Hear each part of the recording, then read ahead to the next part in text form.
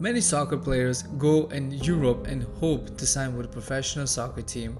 I have been 5 times to France and once in Italy, so I know what I'm talking about. In this video, I'm going to tell you 2 things you must understand and will give 1 bonus tip at the end of the video. Ready? Let's go.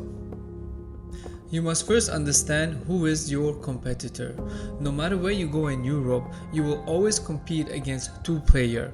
The one that already plays in your position and that player always as a substitute. So you will always compete against 2 players. And now you must know that those 2 players have a pretty strict schedule, and this is how their schedule looks like. They train Monday to Friday with a game on the weekends. They have certified coach, one that probably played at an elite level.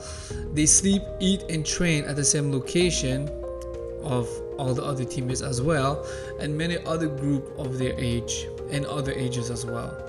There is a chief that makes the food every day for the players of the club. He goes watch a professional team of his club playing on the weekends, and his main focus is football and school. Now, you have to evaluate yourself and be honest. You have to answer to those questions. How many trainings you have?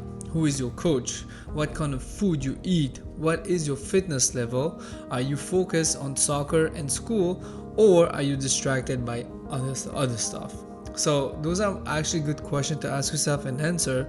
And on this point, you must be aware that you have 2 players over there that you're going to compete against. Now let's move on to the second point. So the second point is, what level do you play?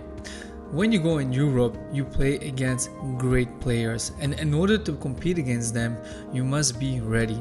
If you are not playing at the highest level where you are, it will be more difficult, because every time I went in Europe and did a tryout with a club here on Canada and Quebec, I made sure I was always at the highest level because I was in Saint-Esprit. Saint-Esprit was the highest level that a player at my age could play at that time. The best players of Quebec, we were in one place and we were training Monday to Friday, and we had really great coaches, and we had the national coaches of Canada that would come and watch us play and everything. So I was ready to go and compete with them, and I was really comfortable going there, and I was like in confidence because I knew that I was training with good facilities here, and that I was with the best player here. And this also brings me to the bonus tip that I want to give you, which is never go for a tryout by yourself, because every time I went to Europe, I got an invitation, because the moment you are doing the right thing and the moment you are performing, opportunity will just show up to yourself, and you should not go knock on any door unless you get invited. So guys, thank you for listening to this video. I hope it did help, because I know a lot of people that want to go in Europe and try, but I found it important to know those information that I gave you before you go. So thank you, and see you in the next video.